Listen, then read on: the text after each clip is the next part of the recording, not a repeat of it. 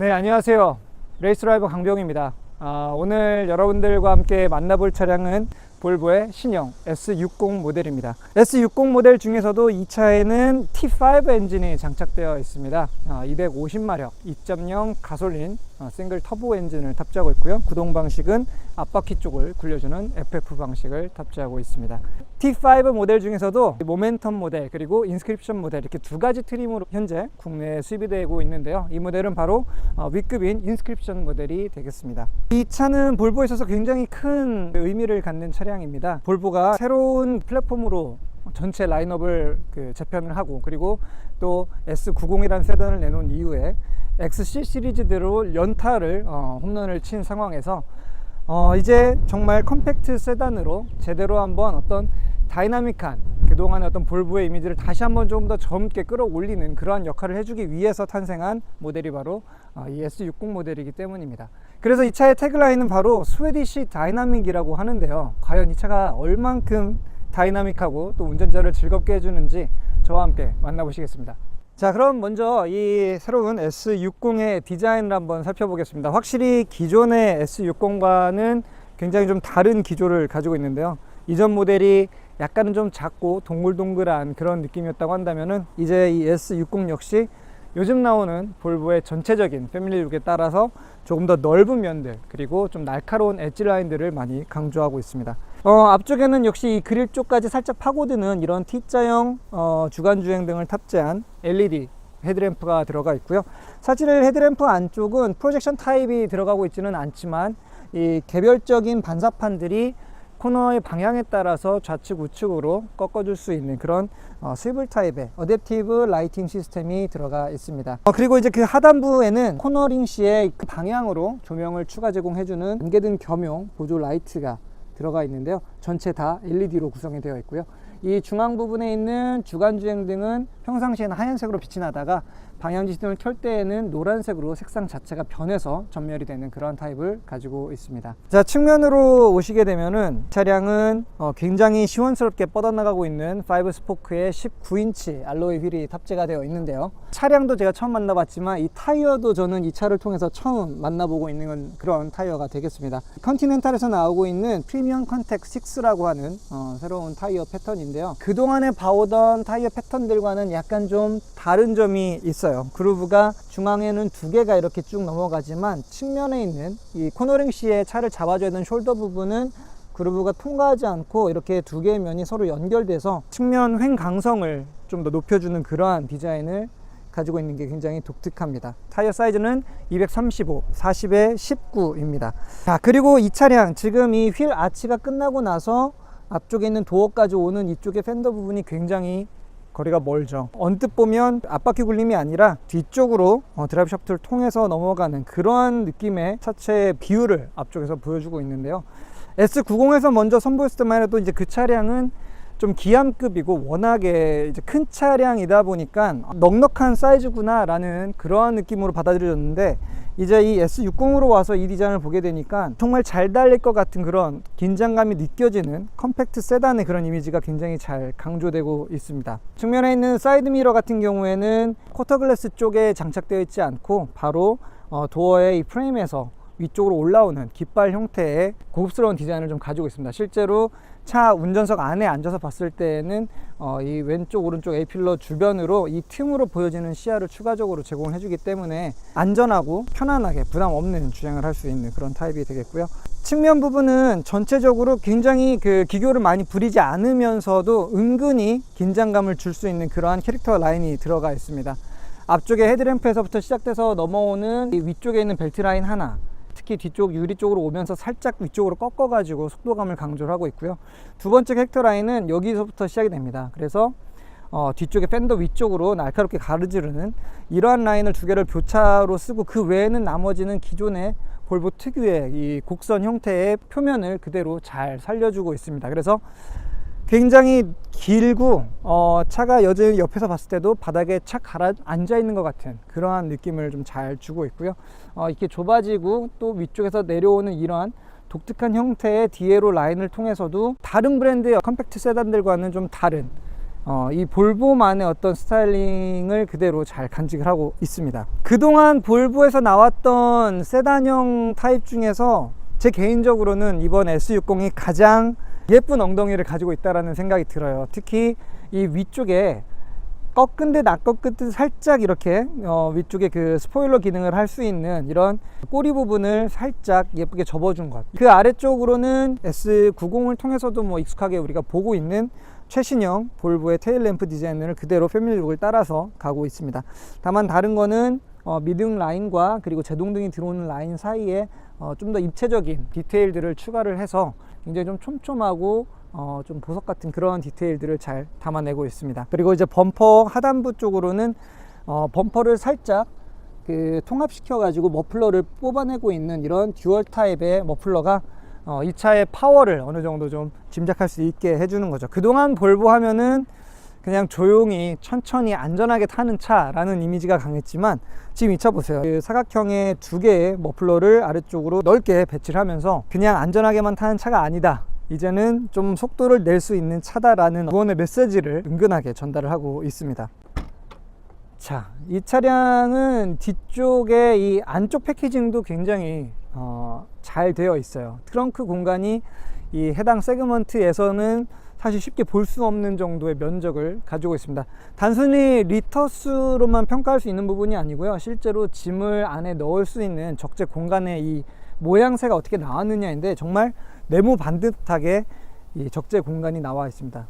이게 가능해지는 거는 결국에 뒤쪽에 있는 서스펜션의 이 모듈이 코일 스프링을 쓰지 않고 좌우를 큰 활대 바가 연결해주는 립 스프링이 쓰고 있으면서 그 구성 컴포넌트들의 크기를 굉장히 그 축 방향으로 아주 작게 우겨 넣을 수 있었던 그런 기술적인 배경 때문에 가능해진 부분이라고 할 수 있습니다. 엔진룸 안을 보게 되면 역시나 전반적으로 아직은 손이 좀 들어갈 수 있는 공간들이 많이 남아있는 형태를 가지고 있습니다. 아무래도 향후에 이 똑같은 차체 안에 T6와 T8까지 들어가야 되니까 슈퍼차저가 들어가는 엔진도 있고 기타 뭐 하이브리드 구동계의 와이어링들을 위한 어떤 그러한 부품들이 들어갈 수 있는 면적이 아직은 많이 좀 남아있는 상태입니다.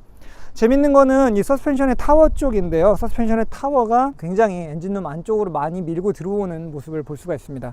이 차는 앞쪽에 더블 위시본을 채택을 하고 있습니다. 그렇다 보니까 일반적인 맥퍼슨 타입에 비해서는 조금 더 부피를 안쪽으로 가지고 오되 그만큼의 좁아든 이 공간은 다시 엔진을 조금 더 나머지 컴포넌트들을 앞쪽으로 약간 더 빼는 그런 형태로 가지고 있습니다.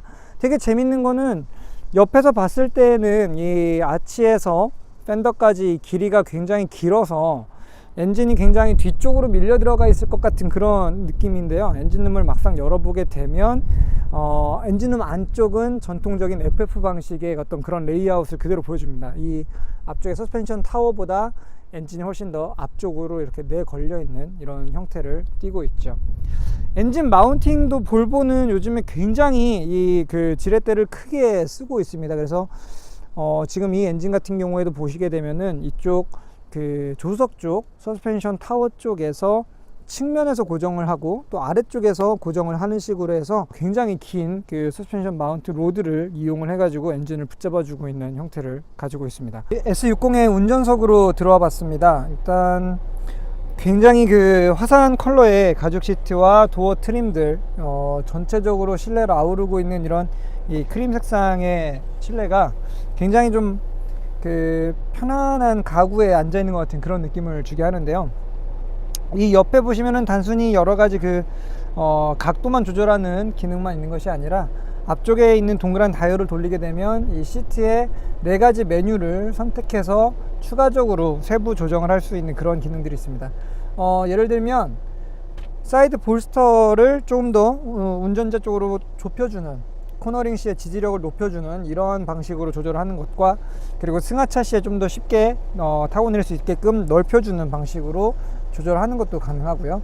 그리고 이 뒤쪽에 있는 허리 받침대 부분을 조절하는 것도 이 메뉴를 넘어가면서 조정을 할 수가 있습니다. 그리고 아래쪽에 있는 쿠션 받침도 확장하는 것, 이게 썩 직관적이라고 얘기할 수는 없지만 중앙 화면에 이 동그라미를 돌릴 때마다 지금 시트의 어느 부분이 바뀌게 되는지가 그래픽으로 바로 표시가 됩니다. 그리고 네 번째 메뉴는 바로 마사지 기능인데요. 이 마사지 기능으로 넘어오게 되면 그 중에서 이제 어떤 모드의 마사지 기능을 쓰게 될지 이런 것들도 여기서 결정을 할 수가 있습니다. 전동 시트이지만 일단 가장 제 마음에 들었던 거는 생각보다 이 시트 고가 굉장히 아래쪽으로 많이 내려온다라는 거죠.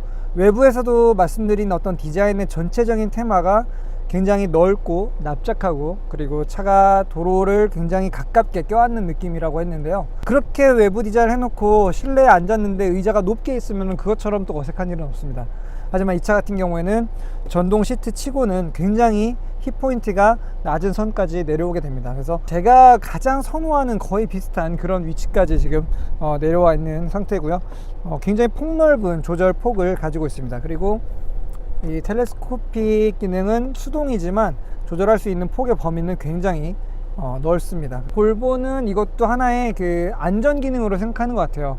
체형이 다 다른 운전자가 탑승하더라도 그 누구에게라도 딱 맞는 시트의 위치를 제공할 수 있어야 된다. 그래야지만 조금이라도 불편함을 느끼지 않고 뭔가 거슬리는 것 없이 오롯이 운전에 집중할 수 있다라는 어떤 그런 안전에 대한 그 철학, 가치관을 좀 잘 반영하고 있는 것 같습니다. 이 차량의 내부는 전체적으로 굉장히 마감이 뛰어납니다. 여러분들 그 손에 닿는 모든 부분들을 보게 되면은 소재 하나하나를 굉장히 공들여서 선택을 하고 공들여서 색상을 결정을 하고 그리고 또 이제 각각의 다른 소재들이 만나는 이런 치압 부분들에서도 다른 소재들을 정확하게 치밀하게 맞추는 게 쉬운 일은 아니거든요. 근데 그런 부분들에서 볼 때에도 이 정도면은 꽤나 그 합격점 이상의 높은 점수를 줄만하다, 고급스럽게 잘 처리를 했다라는 그런 느낌이 듭니다. 특히 이 인스크립션 모델 같은 경우에는 일단 오디오 스피커가 저 B&W가 들어가면서 곳곳에 크롬으로 이렇게 스피커 마감을 둘러놔서 굉장히 좀 반짝반짝 하면서 눈길을 끄는 그러한 인테리어의 각각의 포인트들이 들어가 있고요. 그리고 그 주변으로 크롬 베젤들이 왼쪽부터 오른쪽 끝까지 센터 페시아를 크게 바깥쪽으로 한번 이렇게 띠를 감싸듯이 자리를 잡고 있고요. 그 안쪽으로는 피아노 블랙 하이글로시 타입의 검정 유광의 베젤이 자리를 하고 있습니다. 세로 형태, 태블릿 형태로 터치스크린을 집어넣었습니다. 9인치 터치스크린 들어갔고요. 가운데 홈 버튼처럼 이렇게 뒤로 갈 때에는 해당 버튼을 누르면 되고, 기본 화면에서는 좌측 오른쪽으로 이렇게 스와이프를 하면서 세부 메뉴를 들어갈 수 있는 다른 신형 볼보 모델들과 똑같은 구성과 인터페이스를 가지고 있습니다. 덕분에 이 아래쪽에 외부로 돌출되어 있는 스위치의 개수를 정말 극단적으로 줄일 수가 있게 되었는데요. 가장 많이 쓰는 오디오 조절 버튼, 열선과 앞유리와 이 뒷유리 쪽 제어하는 온도 조절 버튼, 그리고 비상등 버튼 정도만 남기고 나머지는 전부 다 이 화면 안으로 통합을 시켰습니다. 그 외에도 차선 이탈 보조 방지라든지 전방 추돌 경고라든지 사각지대 감지 장치, 그리고 또 후진 시에 사각지대 접근한 차량들을 알려주는 크로스 트래픽 얼러트, 충돌 회피 보조 장치라고 해서 앞차를 피하기가 어려울 때 이 차가 스스로 운전대를 조금 더 돌려서 차 옆으로 비껴나갈 수 있게 해주는 그런 기능들까지 현존하는 테크놀로지들이 제공할 수 있는 능동 안전제어 장비들은 모두 다 기본 사양으로 갖춰놓고 있습니다. 당연히 레이더 기반의 어댑티브 크루즈 컨트롤도 들어가 있고요. 그리고 막히는 길에서 앞 차량을 따라서 이렇게 진행을 할 수 있는 파일럿 어시스트 기능들까지도 다 들어가 있습니다. 인스크립션 모드는 지금 앞쪽에 유리 쪽에는 헤드업 디스플레이를 통해서 굳이 계기판을 내려다보지 않아도 필요한 정보들을 받을 수 있는 그러한 기능들까지, 사실 이 모든 것들이 볼보는 편의 장비라고 생각하기보다는 안전이라는 가치를 추구하기 위해서 필요하다고 생각하는 장비들이기 때문에 이런 안전에 관련해서는 옵션 트림별로 뭔가 차별화를 하기보다는 기본 제공해주는 쪽으로 볼보는 차를 만들고 있습니다. 앞으로는 사망자가 볼보에서는 적어도 나오지 않게끔 하겠다라는 게 이 회사의 모토이니만큼 정말 여러분들이 안전을 생각하신다고 한다면은 이렇게 다양한 장비들 한 번에 이 가격대에서 만나볼 수 있는 기회는 흔치는 않다라고 할 수 있겠죠. 기어 레버 같은 경우에는 전자식 타입은 아닙니다. 여전히 기계식 타입으로 실제 덜컥덜컥 하면서 기어가 PRND로 움직이게 되는데요. 생각보다 좀 무게감이 있어요. 스포티한 감성을 좋아하시는 분들은 이게 맛이 있다고 좋아하실 수 있는데, 손 힘이 좀 약한 여성분들에게는 약간 이 기어 레버가 좀 무겁다라고 느껴질 정도, 그런 정도의 무게감이긴 합니다. 그리고 수동으로 변속할 수 있는 모드가 옆에 따로 마련이 되어 있고요. 인스크립션에는 패들 시프터는 따로 들어가 있지가 않습니다. 그래서 수동 변속은 오로지 뒤에서 옆으로만 꺾어서 들어갈 수 있고요. 스티어링 휠의 지름은 꽤 작은 편이에요. 운전대를 잡았을 때에는 웬만한 스포츠카들의 어떤 그 운전대 지름이랑 거의 같거나 오히려 그보다 더 작은 것 같은 운전대가 있기 때문에 손에 들어오는 느낌은 굉장히 깔끔하고요. 상대적으로 운전대를 돌리는 데 들어가는 힘은 꽤나 현재 디폴트 상태에서는 꽤나 가벼운 형태이고요. 그리고 운전 모드를 다이나믹으로 바꾸게 됐을 때에는 무게감이 살짝 증가하긴 하지만 큰 힘을 들이지 않고 쉽게 부담 없이 돌릴 수 있는 정도의 무게감이기는 합니다. 중앙에 있는 룸미러 같은 경우에는 베젤을 완전히 없애서 최대한 후사경이 보일 수 있는 면적을 극대화해 놓은 이런 디자인을 가지고 있습니다. 요즘 나오는 일부 스포츠카들에서도 이런 형태의 디자인들이 좀 나오고 있는데, 깔끔하고 탁 트인 뒤쪽 시야를 제공해 주고 있고요. 썬루프는 파노라마 방식으로 해서 B필러 뒤쪽까지 2개의 유리가 연결이 되어 있습니다. 뒤쪽 유리는 조금 작기는 하지만 그래도 2열 탑승객들에게 굉장히 좀 넓은 채광 면적을 제공해 줄 수가 있고요. 그리고 앞쪽만 따로 이렇게 움직이는 구조로 되어 있습니다. 조수석 쪽도 전동 시트로 되어 있다 보니까 이제 가끔 여기 시트 각도가 안 맞을 때 막 이렇게 힘들게 이걸 조정해 줘야 되고 이런 경우들이 있잖아요. 근데 이 차량 같은 경우에는 워크인 조절을 운전석에서 간단하게 할 수가 있습니다. 조수석 조절 메뉴를 활성화시키게 되면 제가 운전석에서도 옆에 있는 시트를 뒷사람이 탈 때 아니면은 앞사람이 탈 때 좀 더 편안한 위치로 이동하는 것도 가능합니다. 옆에 와이프가 잠이 들었다 그러면은 이렇게 편안하게 뒤쪽으로 젖혀주는 것도 매너 있게 할 수가 있게 되는 거죠. 여전히 이 차량은 요즘 신형 볼보들답게 곳곳에 스웨덴 국기를 살짝 숨겨놔서 은근히 메이드 인 스웨덴 이런 그 가치를 좀 어필을 하려고 하는데요. 조수석의 가죽 끝부분 스티칭 뒤쪽으로 해가지고 스웨덴 로고를 하나 넣어놨습니다. 실제로 메이드 인 스웨덴은 아니지만 볼보 차량들마다 저 국기가 달려있는 위치들은 조금씩 다르니까 그런 걸 찾는 재미도 좀 있는 것 같습니다. 센터 콘솔은 굉장히 길게 커버가 움직입니다. 실제 나무들이 이렇게 접히면서 들어가는 이런 구조고요. 굉장히 레일이 부드럽게 움직입니다. 안쪽에는 컵홀더 2개 혹은 3개까지도 수납을 할 수 있는 그런 공간들이 좀 들어와 있고요. 그리고 이 센터 터널이 후륜 구동차가 아님에도 불구하고 꽤 높게 올라와 있는 것을 보실 수가 있습니다. 보통은 이제 이게 이렇게 올라오면 올라올수록 탑승객들이 좀 더 아래쪽으로 내려가는, 껴안고 있는 것 같은 그런 느낌을 받기 때문에 보통 과격한 움직임이라든지 고속 주행 성능을 가지고 있는 그런 차량들 위주로 보통 이렇게 높은 센터 터널을 쓰는 게 스포티한 어떤 실내 정리법 중에 하나인데요. 이 차량 역시 이쪽이 위로 높게 올라오다 보니까 은근하게 이게 좀 뭔가 제대로 달리려고 만든 자동차다라는 그런 느낌을 무의식 중에 받게 되는 것 같습니다.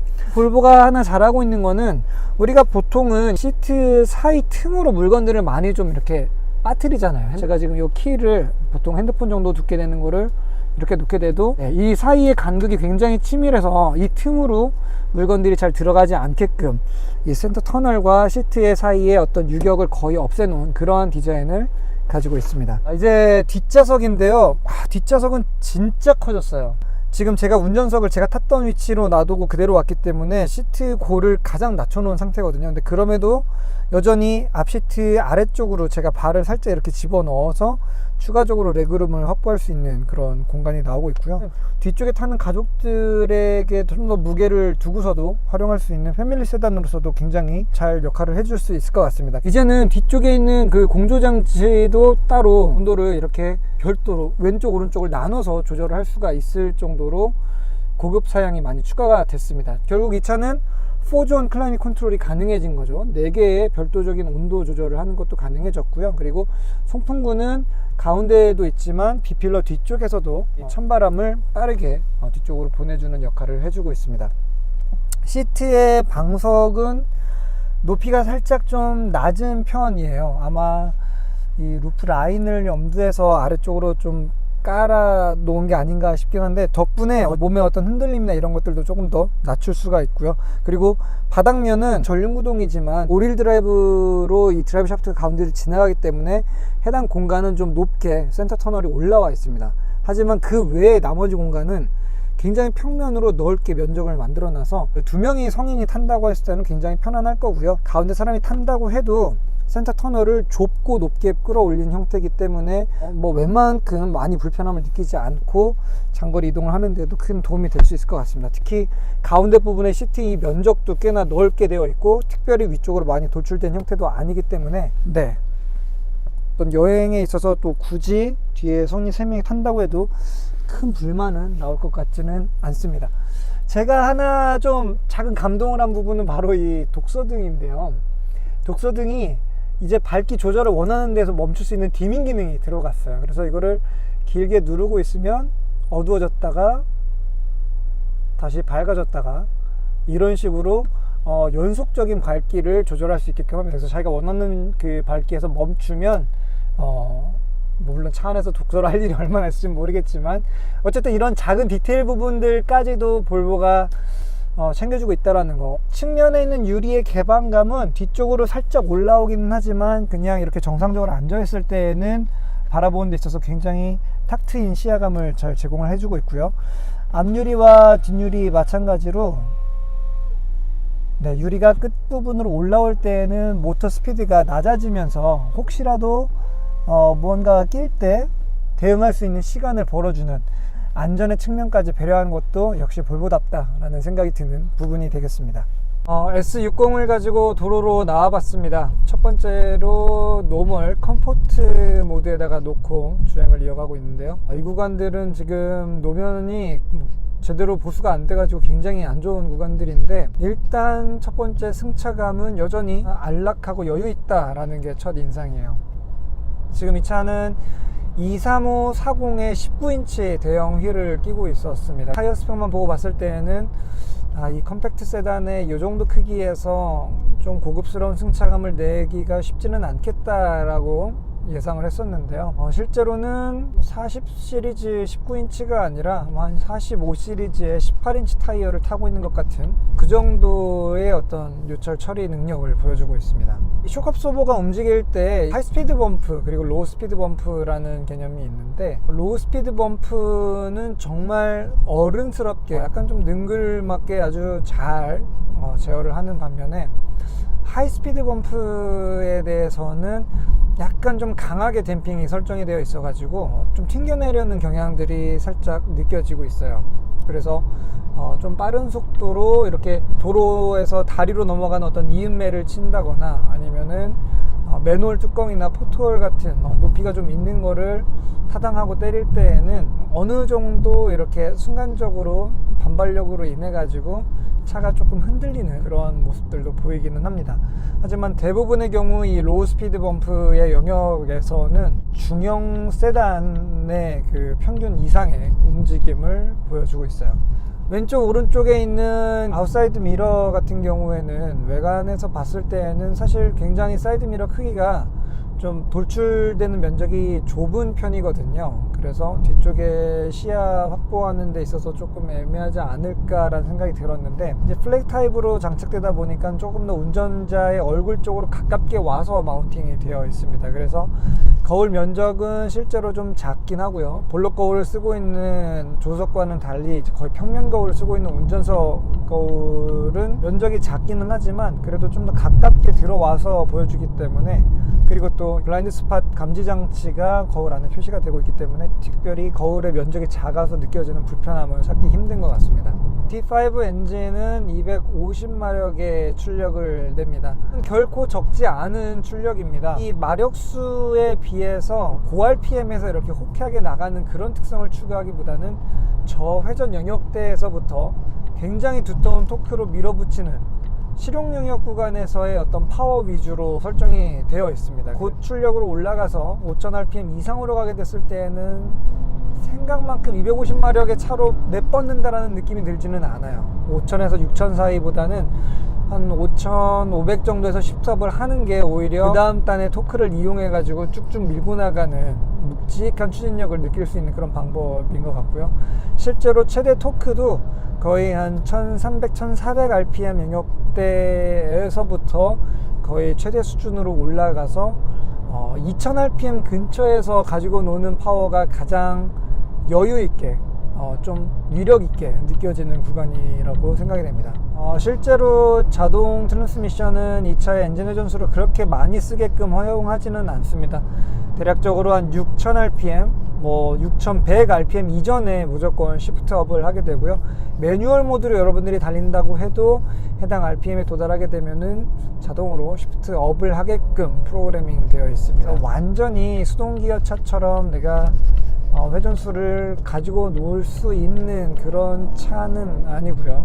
엔진 음은 꽤나 카랑카랑하니 좀 터프한 맛이 있습니다. 그래서 뭔가 인위적인 사운드로 만들어주는 소리는 아니고요. 그냥 엔진 자체가 들려주는 사운드인데, 이 엔진 자체가 그렇게 조용한 엔진은 아닌 것 같아요. 약간 어느 정도 좀 성깔이 있는 그런 톤을 가지고 있는 엔진이고, 운전대에 있는 조작 인터페이스는 다른 볼보들과 동일합니다. 좌측에는 어댑티브 크루즈 컨트롤을 활성화시키는, 그리고 이제 차간 거리를 유지하는 그런 버튼들이 있고요.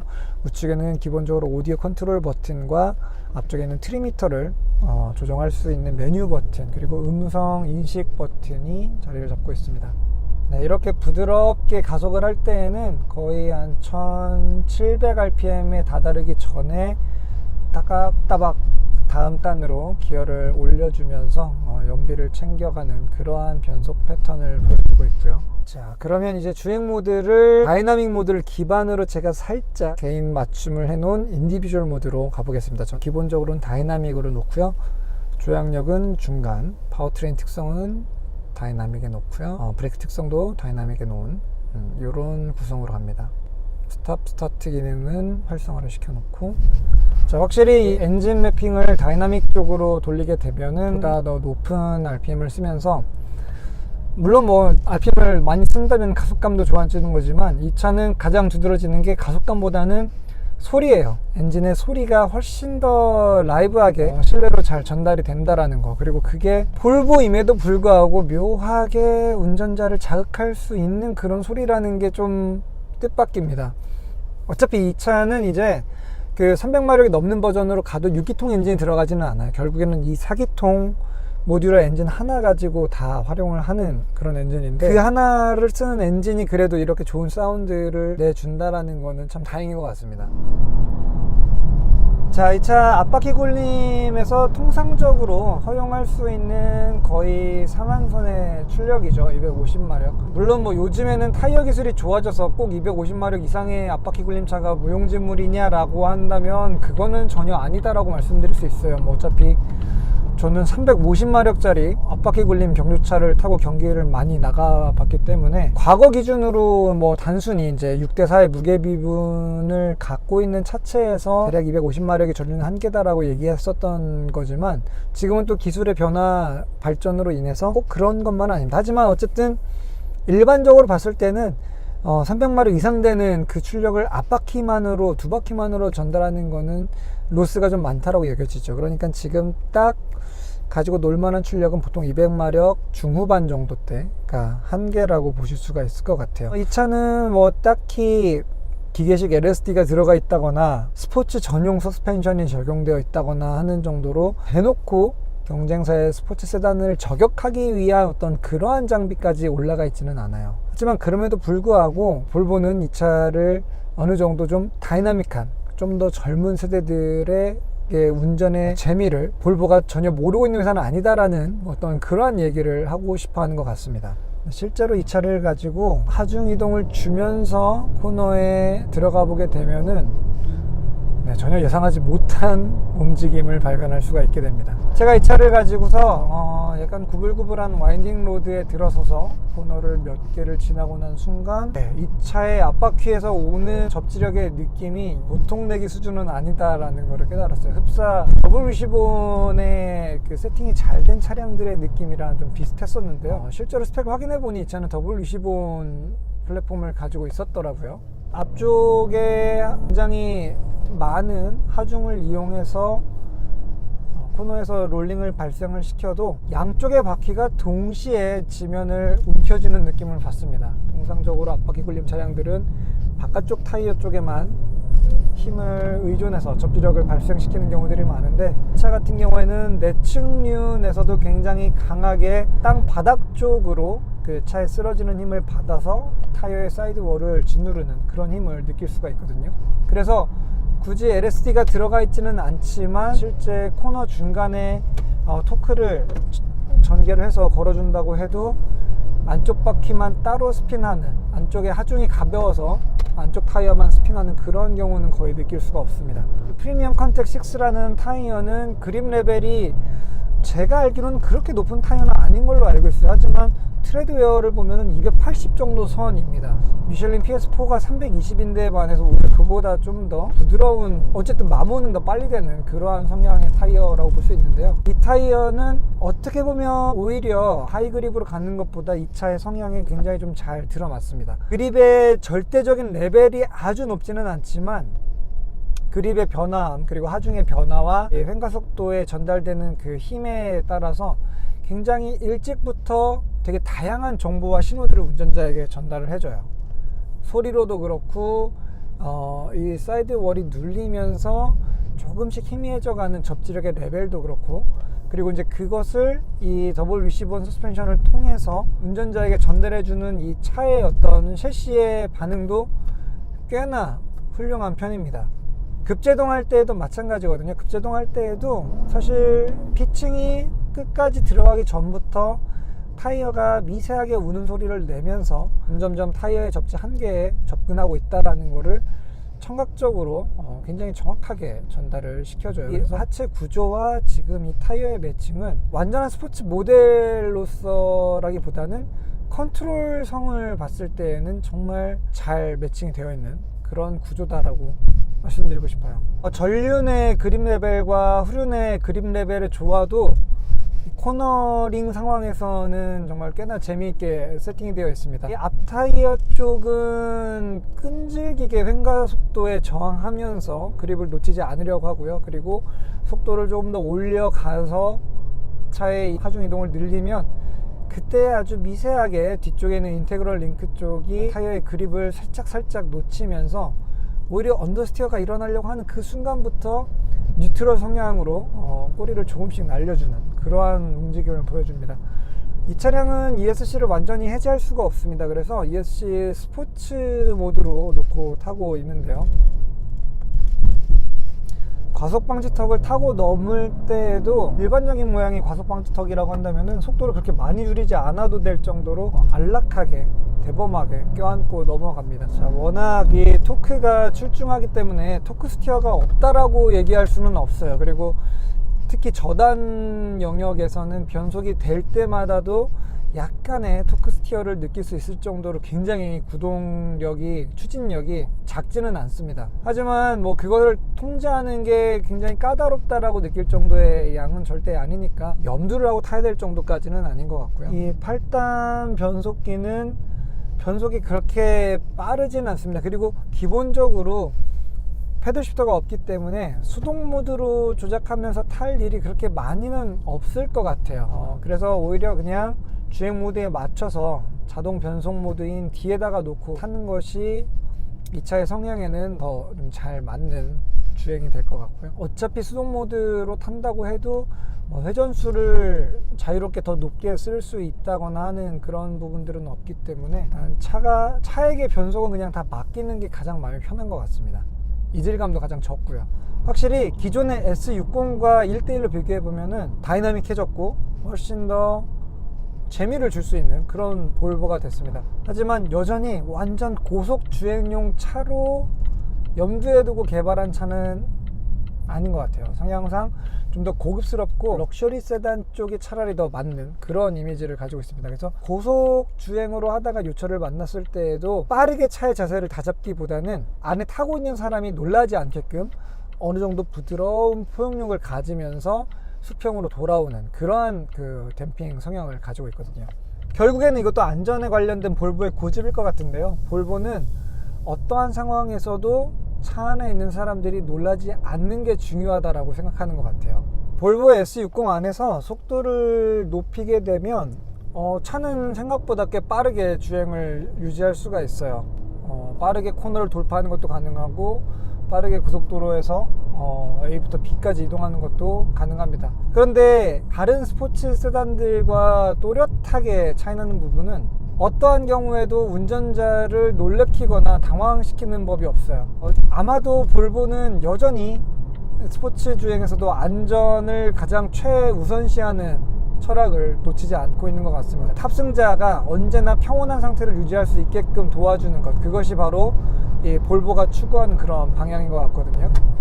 그래서 이 차는 다이나믹 모드에 놓고 가장 힘이 잘 나오는 토크 영역대의 RPM에서 급하게 킥다운을 해서 스로틀을 걷어차도 강력하게 밀어주기는 하지만 결코 운전자의 머리를 흔들거나 놀래키는 경우는 없습니다. 아주 점진적이고 부드럽게 파워가 올라가서 그 상태로 쭉 고급스럽게 힘을 분출해주는 그러한 성향을 가지고 있거든요. 그러니까 이게 적지 않은 출력을 가지고 있지만 파워를 과시할 수는 없어요. 운전자 입장에서는.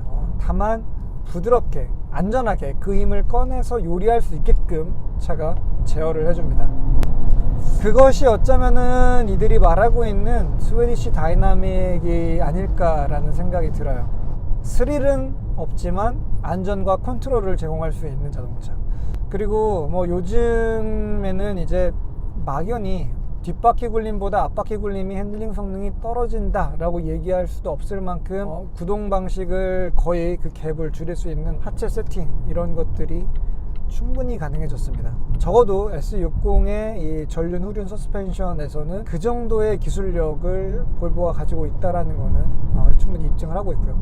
특히 볼보 같은 경우에는 이 앞바퀴 굴림 방식의 경주차 레이스에 자사의 경주차들을 오랫동안 투입해 왔고요. 그리고 또 링크앤코라고 하는 같은 형제 브랜드라고 할 수 있죠. 네, 그 브랜드를 통해서도 투어링카 레이스에 뛰어들어서 굉장히 좀 위력적인 성능을 발휘하고 있습니다. 자, 그럼 S60 전반적인 총평을 한번 해보겠습니다. 일단 젊어진 볼보 디자인을 그대로 이제 적당한 크기의 세단까지 확장을 했기 때문에 보다 젊은 고객층들을 유혹하기가 훨씬 더 좋아진 매력적인 상품이 되었다는 생각이 들고요. 그리고 가족 용도로 쓰기에도 일단 넓어진 뒷좌석 공간이라든지 또 기본으로 제공되는 능동 안전장비라든지 이런 풍부한 장비 덕분에 충분히 이 범용적으로 활용할 수 있는 그런 니즈에도 잘 맞는 그런 차량이 됐습니다.